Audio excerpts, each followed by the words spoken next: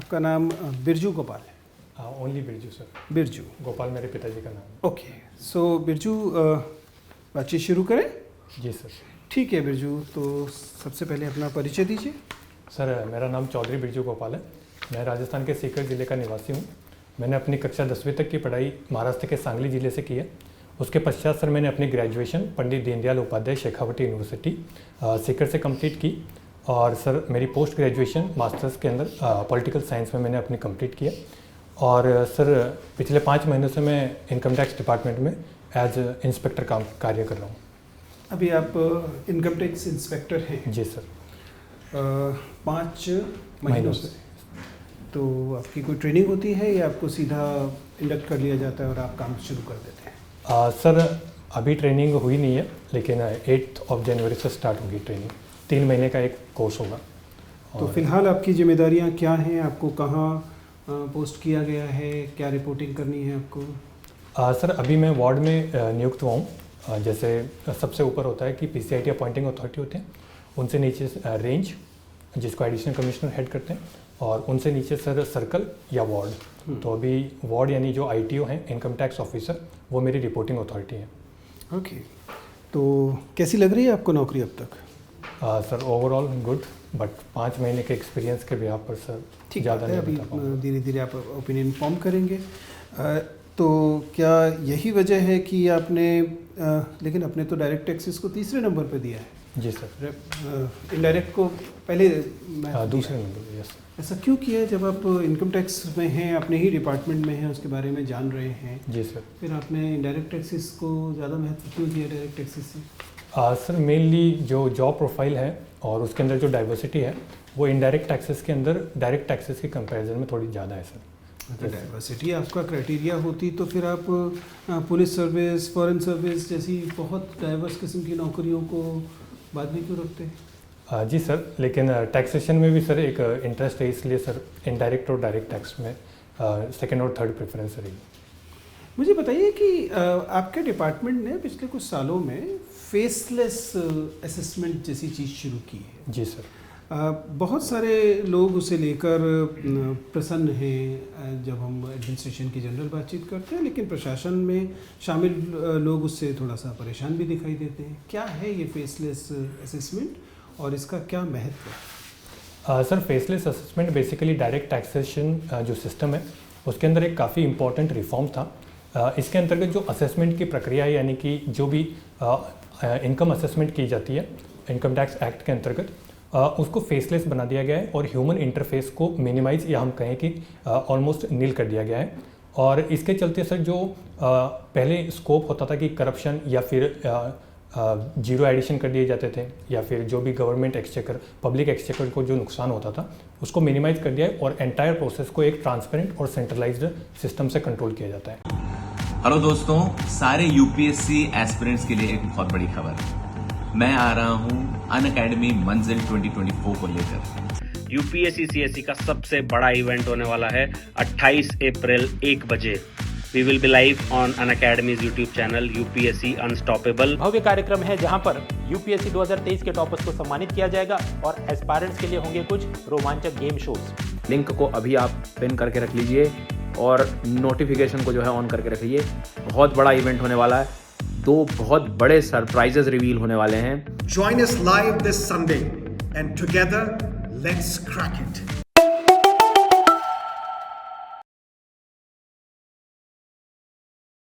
मुझे बताइए कि जब हमारे पास सारी इनकम टैक्स रिटर्न्स ऑनलाइन है, जी सर, सिस्टमिक है, और हमारे पास शानदार एआई है, जी सर, फिर इनकम टैक्स ऑफिसर्स और असेसमेंट ऑफिसर्स की क्यों ज़रूरत है? बिना मतलब क्यों हम लोगों ने अपने काम का इतना बोझ बढ़ा रखा है? ये सारे काम तो मैकेनिकल काम है, ये सारे काम तो बड़ी आसानी से एआई अगर पुराने डाटा और नए डाटा को देख लिया जाए तो उसके आधार पर 99% कर ही सकता है।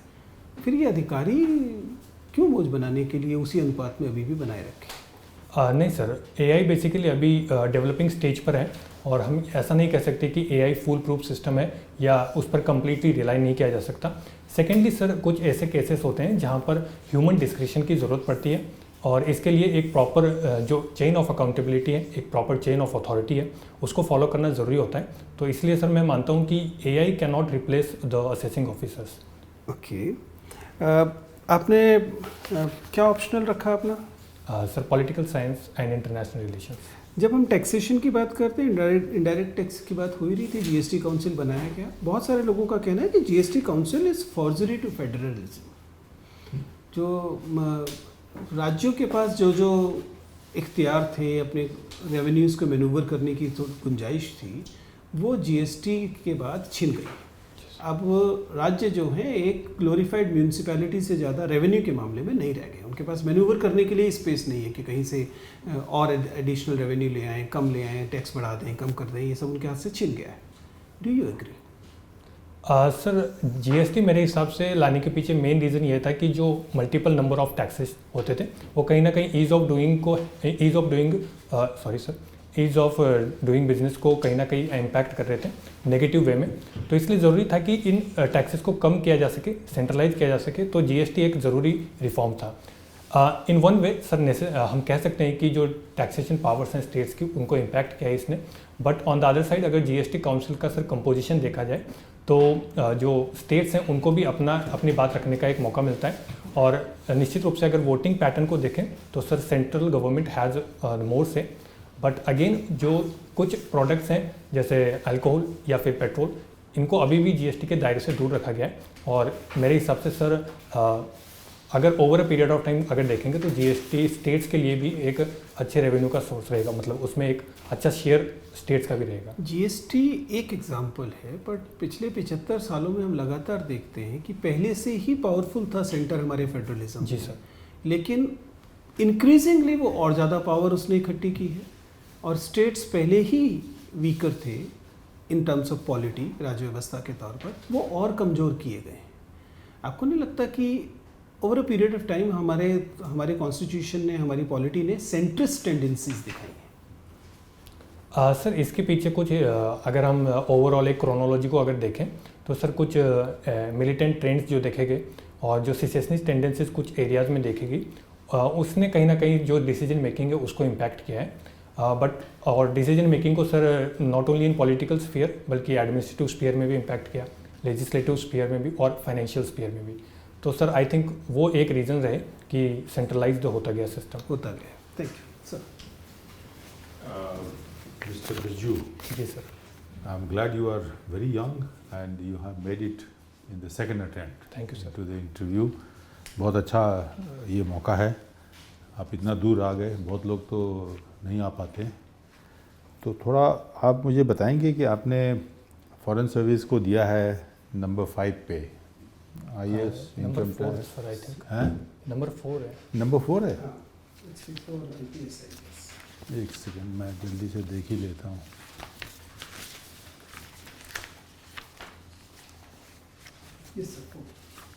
नंबर 4। ओके, या यू आर राइट, एब्सोल्युटली। तो आप अंग्रेजी में प्रोफिशिएंट तो लगते हैं, क्योंकि एग्ज़ाम तो आपने सब दिया है अंग्रेजी में ही। जी सर, मेंस इंग्लिश में। हाँ, मेंस में। और पोल साइंस आपका बहुत अच्छा प्रिपरेशन है for the foreign service. Generally बहुत सारी चीज़ें हो रही हैं आजकल इंटरनेशनल ट्रेंड वाइज। आपको लगता है कि अभी जो 2 वॉर हो रहे हैं वो सुलझ जाएंगे इस साल 2024 में? जो 2 मेजर वॉर चल रहे हैं, आपको मालूम है कहाँ? जी सर। तो क्या आपको लगता है दोनों में से पहले कौन रुकेगा और दूसरा कब रुकेगा? थोड़ा अंदाज़ा बताएं। Sir we can just make a guess because कोई चीज़ सर्टेन नहीं है इंटरनेशनल पॉलिटिक्स या रिलेशंस में। बट अगर सर स्पेसिफिकली बात करें रशिया और यूक्रेन वॉर की, तो यूक्रेन को जो वेस्टर्न कंट्रीज़ ने सपोर्ट दिया है, भले फाइनेंशियली हो, मिलिट्री हो या फिर टेक्नोलॉजिकल सपोर्ट हो, उसको देखते हुए रशिया भी जो एक्सपेक्ट कर रहा था कि यह वॉर जल्दी से निपट जाएगा, उसके लिए भी यह अपने आप में एक लायबिलिटी बन गई है और कहीं ना कहीं उसे अपनी इमेज को प्रोटेक्ट करने की भी चिंता है।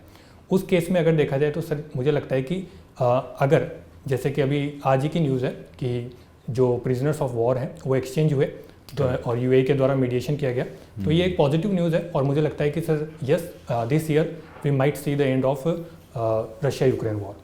सेकेंडली सर, जहाँ तक बात इसराइल और हमास की है, आई थिंक जब तक वेस्टर्न कंट्रीज स्पेशली यूएस उसको क्रिटिसाइज नहीं करेगा या फिर इन स्ट्रॉन्ग टर्म्स अगर वह नहीं उसको कंटेन करने की कोशिश करता है, तो आई थिंक ये एक्सटेंड कर सकता है। और सर, रेड सी में जो सिचुएशन अभी देखी जा रही है टेंशन की, स्पेशली आफ्टर हुती रेबिलियंस अटैक, उसके बारे में मुझे लगता है सर सिचुएशन थोड़ी कॉम्प्लेक्स हो गई है और भी। करेक्ट। अभी 2024 बहुत सारे मायनों में बड़ा इम्पोर्टेंट ईयर है। जी सर। इंडिया के दो जो पड़ोसी देश हैं, यस, दोनों में इलेक्शंस होने वाले हैं अगले इस महीने, नहीं तो अगले महीने। कौन सी कंट्री की बात मैं कर रहा हूँ? सर जनवरी 7 को Bangladesh and February 8 Pakistan. Correct. तो उसके अलावा भी लोगों ने कंपाइल किया है, एक्सपर्ट्स ने, कि 64 कंट्रीज़ में 2024 में इलेक्शंस हैं, including India, US, even Russia में भी इलेक्शन है मार्च वगैरह में। वो इलेक्शन तो it's basically only for show. Now आप बताएं कि ग्लोबलाइजेशन और डी ग्लोबलाइजेशन दो टर्म यूज़ होते हैं, इन दोनों में कोई अंतर है और इंडिया को कौन से वाले को चूज़ करना चाहिए? सर बेसिकली ग्लोबलाइजेशन और डी ग्लोबलाइजेशन को एक साइक्लिक प्रोसेस के तौर पर देखा जाता है। जब 1990s में स्पेशली आफ्टर वॉशिंगटन कंसेंसस हम देखते हैं कि ग्लोबलाइजेशन को एक नई डायरेक्शन और एक नया मोमेंटम मिला। तो ग्लोबलाइजेशन के चलते सर अलग अलग ओपिनियंस हैं, जैसे प्रोफेसर जगदीश भगवती जी की बात करें और भी काफ़ी एक्सपर्ट्स ने इस पर अपनी राय रखी है। सर कुछ पॉजिटिव्स की अगर बात करें तो जो कंट्रीज ब्रिक्स कंट्रीज हैं स्पेशली, उनको इसके फ़ायदे हुए हैं। इकोनॉमिक टर्म्स में देखें, economic development, growth, infrastructure development, human development. But इस इन ब्रिक्स कंट्रीज़ के अलावा अगर सर हम बात करें अफ्रीकन कंट्रीज़ की या फिर लैटिन अमेरिकन कंट्रीज़ की, वो ग्लोबलाइजेशन की प्रोसेस में कहीं ना कहीं पीछे रह गए। तो डी ग्लोबलाइजेशन की जो मांग उठती है वो मेनली उन क्वार्टर्स में से होती है जो ग्लोबलाइजेशन के चलते कहीं ना कहीं उनके हित इम्पैक्ट हुए नेगेटिव वे में। तो एक साइक्लिकल प्रोसेस है, but in my opinion sir globalisation ज़रूरी प्रोसेस है और इंटरनेशनल रिलेशंस की एक सच्चाई है जिसको सभी कंट्रीज़ को कहीं ना कहीं एक्सेप्ट करना पड़ेगा। हाँ, ठीक कह रहे हैं आप। और ग्लोबलाइजेशन का सबसे ज़्यादा बेनिफिट किस कंट्री को मिला? कुछ एक कंट्री का नाम बता सकते हैं? सर डेवलप्ड वर्ल्ड की बात करें या फिर डेवलपिंग पूरे वर्ल्ड में? I think sir China. बिल्कुल सही है, एकदम करेक्ट। और डी ग्लोबलाइजेशन कब शुरू हुआ? Sir mainly it started after 2008 global financial crisis. Deglobalisation में की बात कर रहा हूँ, जब ग्लोबलाइजेशन नहीं, मतलब सप्लाई चेन की प्रॉब्लम हुई, कोविड आया। हाँ सर, कोविड-19 तो अभी रिसेंट है ये। Yes sir. और फिर आपने वो भी डोनाल्ड ट्रंप का नाम सुना होगा। जी सर। और उन्होंने अपना निकाला make America great again, America first, मागा। तो उसके बाद उन्होंने सप्लाई चेन वगैरह की भी इश्यूज जोड़ी, सेमीकंडक्टर की मैन्युफैक्चरिंग करी। तो जैसे यूएस में हुआ वैसे ही इंडिया को भी सोचना चाहिए क्या, मेक इंडिया ग्रेट अगेन, मीगा? क्या ख्याल है आपको इस बारे में? Sir I think India is the moral voice of the global south. उस कंटेक्स्ट में अगर देखें तो सर इंडिया जो भी ग्लोबल साउथ की कंट्रीज़ हैं उनके कंसर्न्स को रेज करता है। अगर हम बात करें कि हम आत्मनिर्भर भारत की बात करते हैं तो उस कंटेक्स्ट में हम ग्लोबलाइजेशन से दूर नहीं जा रहे हैं, बल्कि हम सेल्फ रिलायंस पर बढ़ावा दे रहे हैं, ना कि इंपोर्ट सब्सटीट्यूशन की बात कर रहे हैं। तो उस कंटेक्स्ट में मुझे लगता है कि sir yes, we should focus upon making India great again, but overall sir एक कलेक्टिव ग्रोथ होनी चाहिए for the global south. Good. आप थोड़ा सा छोटे में बताएं, इंडिया वर्ड और भारत वर्ड में क्या अंतर है? क्या चीज़ है? ये दो अलग अलग चीज़ है, एक ही चीज़ है, क्या है? Sir for me both of them are same. And अगर संविधान के आर्टिकल 1 की बात करें तो India that is Bharat shall be the union of states. So उस कंटेक्स्ट में देखा जाए तो मैं मानता हूँ कि दोनों ही समान चीज़ें हैं, लेकिन भारत सर एक ऐतिहासिक नाम भी है, एक सभ्यता को भी दर्शाता है और इसी के साथ साथ एक संवैधानिक नाम भी है। लेकिन इंडिया एक सर ऐसा नाम है जो कॉलोनियलिस्ट ने हमें दिया, लेकिन इसके चलते आज इंटरनेशनल फोरम पर हमारी एक पहचान है। लेकिन सर मुझे लगता है एक जो पर्सनल सजेशन है मेरा कि भारत दैट इज़ इंडिया, ऐसा अगर कर देंगे तो ज़्यादा। कहीं भी आप लिखेंगे तो उतना लंबा लिखना पड़ेगा, कंट्री के आगे, डेलीगेशन के आगे, कहीं कॉन्फ्रेंस में आप सोचिए सबका एक एक कंट्री है, या तो पूरा लिखिए डेमोक्रेटिक रिपब्लिक ऑफ कोरिया, या ऐसे ऐसे होता है रिपब्लिक ऑफ इंडिया। आप लिखेंगे Republic of Bharat that is India, तो वो एक वर्ड आपको कंट्री में किसको चूज़ करना चाहेंगे आप? Sir I would prefer Bharat. Bharat, okay good. आप एक चीज़ और बताएं, सेक्युलर कॉन्सेप्ट का क्या डेफिनेशन है according to Indian thinkers and according to western thinkers? Sir western thinkers में अगर बात करें तो जैसे मैकियावेली ने ये पहली बार कंसेप्ट दिया और वहाँ पर हम पाते हैं कि एक स्ट्रिक्ट सेपरेशन है, वाटर टाइट कंपार्टमेंट है स्टेट और रिलीजन के बीच में, जैसे अगर बात करें फ्रेंच सेक्युलरिज्म की। लेकिन इंडिया में बात करें तो सर इंडिया का जो मॉडल है, जैसे कि प्रोफेसर राजीव भार्गव जी भी कहते हैं इसके बारे में कि एक प्रिंसिपल्ड डिस्टेंस मॉडल है, यानी कि we are equally distant from each and every religion. But अगर देखा जाए तो स्टेट सर रिलीजन के अंदर अगर कुछ ऐसी बुराइयां हैं तो उनको दूर करने के लिए रिलीजन में इन्वॉल्व भी होगा। तो हमारा जो सेपरेशन है वो एक पॉजिटिव सेकुलरिज्म है सर। अच्छा, आप इसको positive secularism. Yes sir. Good. और लास्ट क्वेश्चन, क्या इंडिया इस स्टेज पे आ गया है कि अब हम लोगों को कॉन्फिडेंटली डिक्लेयर कर देना चाहिए कि India is a Hindu rashtra? No sir. क्यों? आई थिंक कॉन्स्टिट्यूशन के अंदर जो बोला गया है कि इंडिया एक सेक्युलर स्टेट है, तो उस हिसाब से देखा जाए। और इसके अलावा सर मल्टीकल्चरलिज्म इंडियन या भारतीय संस्कृति की पहले से ही पहचान रही है, वसुधैव कुटुंबकम पर हम फोकस करते आ रहे हैं। तो इन सभी चीज़ों के चलते भारतीय संस्कृति के अंदर विविधता में एकता पाई जाती है। उसके आधार पर मैं यही कहूँगा कि भारत एक सभ्यता है, एक नाम है और एक पहचान है, जिसके अंदर सभी धर्मों, जाति या हर एक विश्वास को मानने वाले लोगों का बराबर अधिकार है। तो पिछले 9-10 साल से जो इंडिया में ट्रेंड चल रहा है, जो अखबारों में और बहुत सारे थिंकर्स के आर्टिकल्स आ रहे हैं, उसको आप देख रहे हैं? हम उस दिशा की तरफ बढ़ नहीं रहे हैं क्या? सर आई थिंक यस, कुछ चीज़ें आई हैं, कुछ ऐसे एलिमेंट्स देखे जाते हैं, लेकिन फिर भी अगर ओवरऑल ट्रेंड देखें तो आई डोंट थिंक कि we are moving towards Hindu rashtra, but I don't think so. Okay, good, thank you. Birju, sorry Birju, you have run both, आपने इतिहास और राजनीति शास्त्र दोनों पढ़ा है। जी सर। आप इनके बीच में डिफरेंशिएट कर सकते हैं? मैम आई थिंक हिस्ट्री के अंदर सब कुछ शामिल है और राजनीति शास्त्र देखा जाए तो मैम हिस्ट्री के अंदर स्पेशली हम, sorry ma'am, I am unable to point out exact differences. So do you think they are similar? Ma'am similar तो नहीं कह सकते, लेकिन राजनीति शास्त्र में बहुत सारे इतिहास के एलिमेंट्स देखते हैं। इतिहास हमें बताता है कि एक्चुअल में एक स्टेट को कैसे रन किया जाता है, एक्चुअल में सिटीजनशिप का कंसेप्ट कैसे है, फंडामेंटल राइट्स। तो इतिहास के कुछ एलिमेंट्स राजनीति शास्त्र की जो एंटायर स्टडी है और उस सब्जेक्ट को इम्पैक्ट किया है। और राजनीति शास्त्र में जो चीज़ें हमें सीखने को मिली, जैसे कौटिल्य के सिद्धांतों की बात करें तो उन्होंने इतिहास के अंदर उन पर्टिकुलर किंग्स को और उनके एडमिनिस्ट्रेशन को भी इम्पैक्ट किया है। तो इस वे में कह सकते हैं। आप राजस्थान से आते हैं? जी मैम। तो राजपूताना का जो इतिहास है, राजपूताना का इतिहास की सबसे, अगर आप देखें एंशिएंट और मिडीवल टाइम्स में, तो उसका आपको एक डिफाइनिंग फीचर क्या दिखता है राजनीति के संदर्भ में?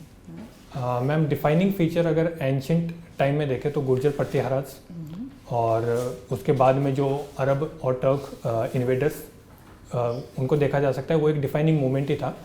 And after that ma'am Rajputana में जो भी रूलर्स रहे, जैसे आमेर या फिर मारवाड़, उनके द्वारा जो मुगल साम्राज्य के साथ संधियां की गई, वो भी अपने आप में एक डिफाइनिंग मोमेंट थी हिस्ट्री के अंदर। तो ये हिस्ट्री की डिफाइनिंग मोमेंट है, या आप इसको राजनीति शास्त्र से जोड़ सकते हैं कि ये एक एम्पायर और रीजन के बीच में किस तरीके से संबंध स्थापित हों, उससे आप जोड़ रहे हैं इसको? मैम बिल्कुल, हिस्ट्री को तो शेप किया ही, और राजनीति शास्त्र में भी बहुत सारी चीज़ें देखने को मिली कि बेसिकली जो डिप्लोमेटिक रिलेशंस हैं वो कैसे वर्क कर रहे हैं, या फिर स्टेट की पावर अगर आप कंटिन्यूसली इंप्रूव नहीं कर रहे हैं, या फिर आप अपनी सिक्योरिटी पर ध्यान नहीं दे रहे हैं, तो हो सकता है कि आपको संधि यानी कि ट्रीटी पर ध्यान देना पड़ जाए। आपने अभी बात की पॉजिटिव सेक्युलरिज्म की, क्या आप पॉजिटिव सेक्युलरिज्म को मुगल काल तक खींच सकते हैं पीछे?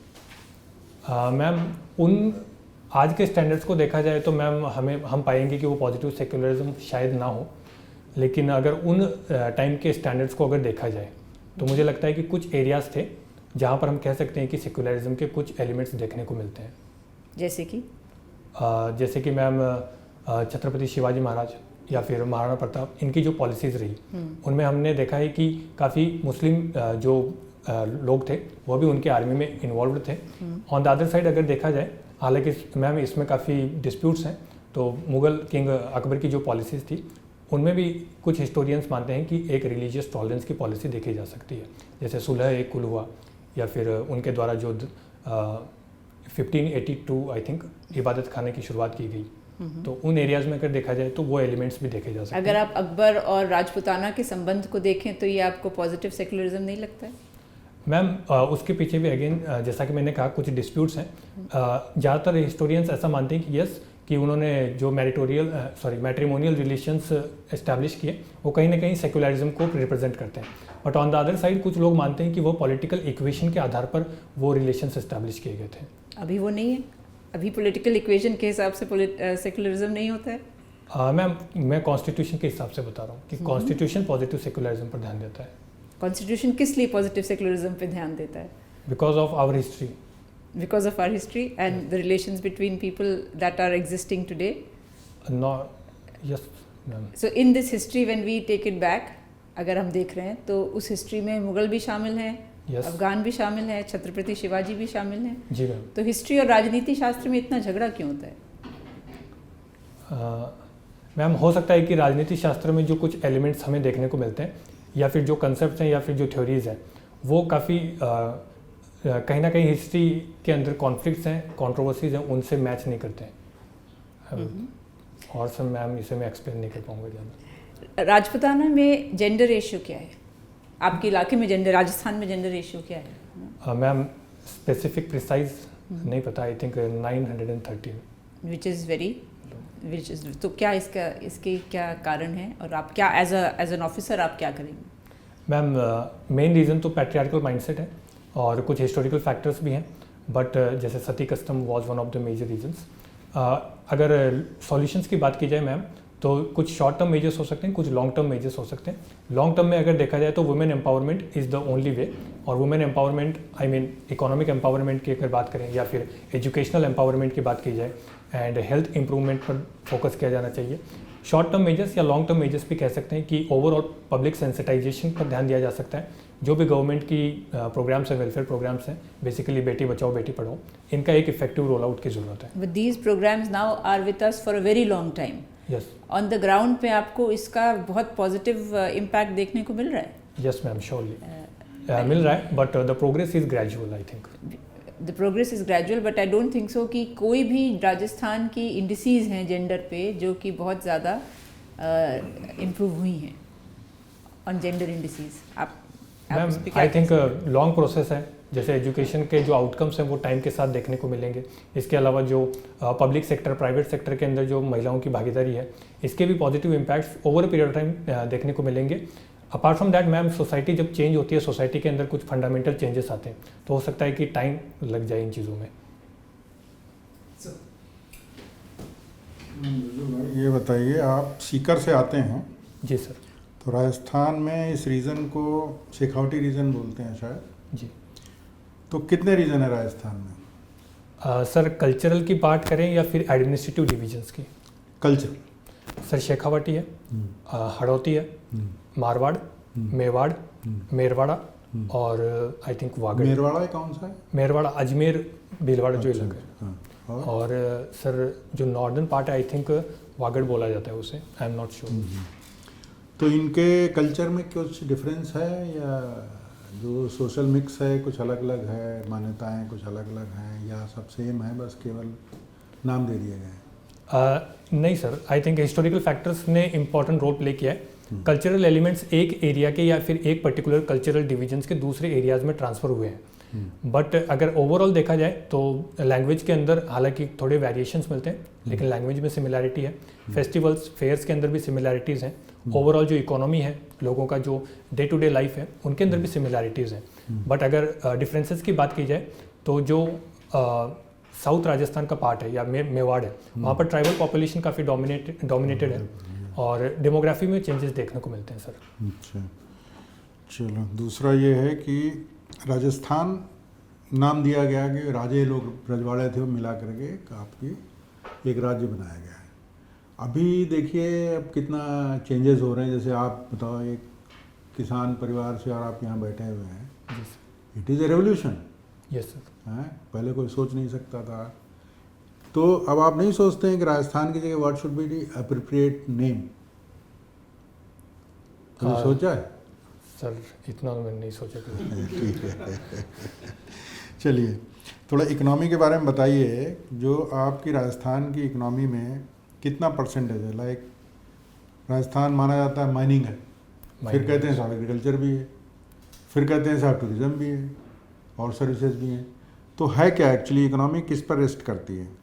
सर मेनली एग्रीकल्चर और अलाइड एक्टिविटीज़ एक मेजर रोल प्ले करते हैं। सर्विसेज सेक्टर ओवरऑल, और उसके अंदर अगर बात करें टूरिज्म एंड हॉस्पिटैलिटी सेक्टर, वो इम्पॉर्टेंट रोल प्ले करता है।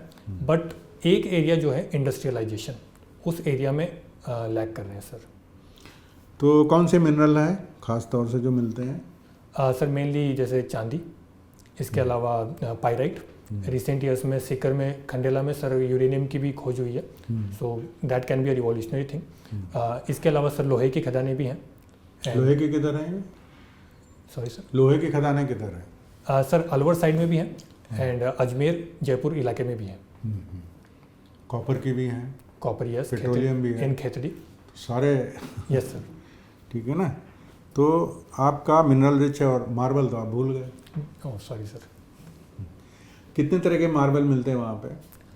सर काफ़ी वैरायटी है। जैसे बात करी जाए granite in Jalore and Jodhpur region, then sorry not in Jodhpur, Rajsamand, इसके अलावा पिंक मार्बल एंड देन बंसी पहाड़पुर। पिंक मार्बल कहाँ पर है? राजसमंद और उस एरिया में भी पाया जाता है, और सर भरतपुर इलाके में भी पाया जाता है।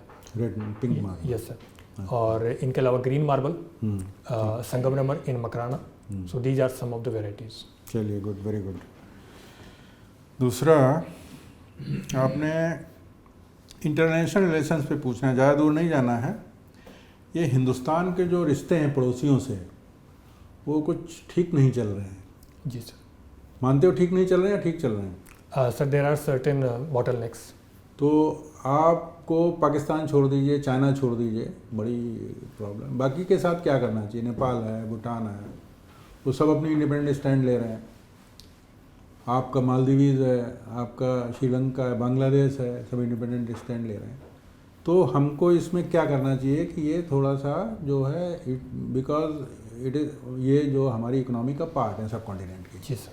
तो इनके रिश्ते बढ़ें और इकोनॉमी ग्रो करे, जिससे लोगों का भला हो। जी सर। तो इसके लिए क्या करना चाहिए हमें? Sir we need multi dimensional approach and issue based partnership की ज़रूरत है। पर्टिकुलर कंट्री के साथ कुछ स्पेसिफिक इश्यूज़ हैं, उन्होंने जो रिलेशंस है, बायलैटरल रिलेशंस को इम्पैक्ट किया है। अगर बात करी जाए नेपाल के साथ तो कुछ इश्यूज़ हैं, बांग्लादेश के साथ we have different sort of issues.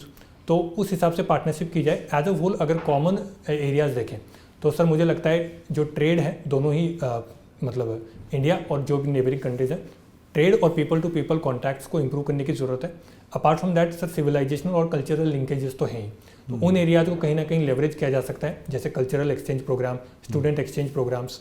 Apart from that sir जो गुजरात डॉक्ट्रिन है या फिर नेबरहुड फर्स्ट पॉलिसी है, उनके अकॉर्डिंग चले तो sir India as a major power, हमारी एक रिस्पॉन्सिबिलिटी है कि we should not expect anything big in return from these countries. हमें डेवलपमेंट असिस्टेंस प्रोवाइड करवानी चाहिए। And apart from that sir जो भी डेवलपमेंट असिस्टेंस प्रोवाइड करने का हमने वादा किया है वो टाइमली और रेगुलर होनी चाहिए। तो चाइना कर रहा है। Yes sir, that is where we have to work upon. दूसरा ये बताइए, जैसे चाइना के कल कुछ डिप्लोमेट्स मिले, RSS हेडक्वार्टर गए मिले हैं, चाइनीज़ पेपर्स हैं, दे आर टेलिंग कि Modi is very nice, they want to improve the relations.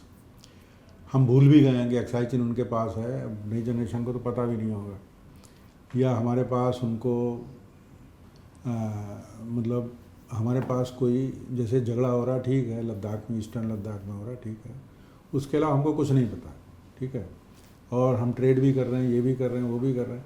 ये पाकिस्तान के साथ क्यों नहीं हो सकता है? सर इस कंटेक्स्ट में मैं सी राजा मोहन जी की एक बात कहना चाहूँगा। वो कहते हैं कि Pakistan is the camel that has slowed down the pace of South Asian caravan. तो पाकिस्तान के अंदर मेनली सर जो स्टेट स्पॉन्सर्ड टेररिज्म है वो अपने आप में एक मेजर इशू है। वो आपको भूलना पड़ेगा। उसके अलावा बताइए कि आप एक अमृतसर में तो टमाटर सड़क पे फेंक रहे हैं, और वहाँ पाकिस्तान में जो कि नॉनवेज वगैरह ज़्यादा खाते हैं तो उनको ज़्यादा टमाटर ज़रूरत है, वो महंगा खरीद रहे हैं, तो अल्टीमेटली लॉस दोनों को हो रहा है। Yes sir. ठीक है, तो इसके लिए क्या होना चाहिए भाई? कश्मीर इशू तो ऐसा है, वो अगले 75 साल हो गए, अगले 75 साल भी रिजॉल्व नहीं होंगे, क्योंकि हमने अपनी स्टैंड पे रहेंगे, वो अपनी स्टैंड पे रहेंगे। ऐसे ही चाइना के साथ है, वो अपनी स्टैंड पे रहेंगे, हम अपनी स्टैंड पे रहेंगे, क्योंकि जिसने स्टैंड छोड़ दे उसको जनता खा जाएगी। तो ये बहुत क्लियर है। बट बाकी इशूज़ में क्या हो रहा है? जैसे 2 एग्रीमेंट है, एक तो शार्क है, एक साप्टा है। जी सर। कुछ में ट्रेड हो रहा है, कुछ में नहीं हो रहा है, तो इसके लिए क्या इंटीग्रेटेड अप्रोच आप चाहते हैं? Sir I think trade area ऐसा है जहाँ पर हम काम कर सकते हैं। एंड बट अगेन जो भी पॉलिटिकल लीडरशिप है उनका मानना है कि there will be no talks without the end of terrorism. So sir ये पॉलिटिकल होगा। That is problem. दूसरा वुमेन के बारे में क्वेश्चन था। जैसे वुमेन है, मैडम ने सही बताया, लेकिन मुझे लगता है एक रीज़न ये, कारण ये है कि जो माल नरिशमेंट है, यस, अगर ये ख़त्म हो जाए, लड़कियों को, भाई बच्चा क्या है, बच्चा वो उसे खिलाओ, उसका नरिशमेंट होना चाहिए, उसकी एजुकेशन होनी चाहिए, उसमें कॉन्फिडेंस आना चाहिए कि सी हैज़ गॉट ए फ्यूचर। तो जब ये सारा हो जाएगा तो उसकी इज्जत होगी। तो 930 के बजाय इट में भी अदर वे राउंड। जैसे केरला में, यस, केरला में क्यों ज़्यादा है? क्योंकि वहाँ पर औरतें आज़ाद हैं, अपना पढ़ती लिखती, खाती पीती। अब एक 18 साल की लड़की नर्स बनती है, वो सिलीगुड़ी चली जाती है ट्रेन में बैठ के। Yes sir. उसको वहाँ से कॉल आई, यहाँ आ जाओ, यहाँ जॉब है, she goes. That level of confidence है। सो ये क्यों नहीं हो सकता यहाँ पे? इसमें हम कॉपरेट क्यों नहीं कर सकते हैं? बांग्लादेश में I don't know what is gender ratio, but I think it will be 1 to 1। Yes sir, in areas में भी हो सकता है। लेकिन जो मेल डोमिनेटेड है वहाँ तकलीफ है। ठीक है, I think time is running out. ठीक है Vishu, was nice talking to you. Thank you. Interview अभी समाप्त होता है, अब आप प्रतीक्षा कीजिए, फिर से बुलाते हैं। Okay sir, have a great day. ये तमिल तेलुगु फिल्म सबटाइटल से देखते हैं या देखते हैं? Dubbed movies basically. डब। कब है इंटरव्यू? 2 Feb। 2 Feb okay. है अभी समय आपके पास, और छुट्टी मिल गई है? नहीं सर, अभी ट्रेनिंग पर जा रहा हूँ मैं। फिर वापस जाना पड़ेगा यस, इंटरव्यू से पहले? यस। कितने मॉक दिए?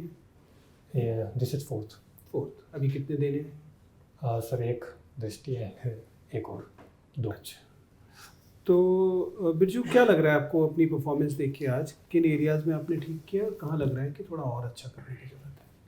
आई थिंक सर जो हिस्ट्री और पॉलिटिकल साइंस रिलेशन में हमने पूछा, वहाँ पर काम करने की ज़रूरत है। सेकेंडली सर आई थिंक कुछ एरियाज है जहाँ पर ब्लफिंग भी होती है आंसर्स के अंदर। बाकी हॉबीज़ के रिगार्डिंग एंड एग्रीकल्चर से रिलेटेड, जैसे अभी जो पिछला इंटरव्यू वहाँ पर सर एग्रीकल्चर से रिलेटेड जो क्वेश्चन थे वहाँ पर थोड़ा ठीक है। सी बिरजू, आपके साथ पॉजिटिव चीज़ ये है कि आपका खुद को लेकर एक ठीक ठाक विश्लेषण है। ये समझ में आता है कि आपने किन चीज़ों पे कॉन्शियसली काम किया है, दिखाई देता है इंटरव्यू की तरह बातचीत करते हुए कि ये एरियाज है आपने कॉन्शियसली काम किया हुआ है। ऑल्सो यूर इन सर्विस, तो वो एक एडिशनल कॉन्फिडेंस उससे भी आता है। तो आप जब बात कर रहे होते हैं तो उसमें एक किस्म की मतलब बिना मतलब की दयनीयता नहीं दिखाई देती, ठीक है ना?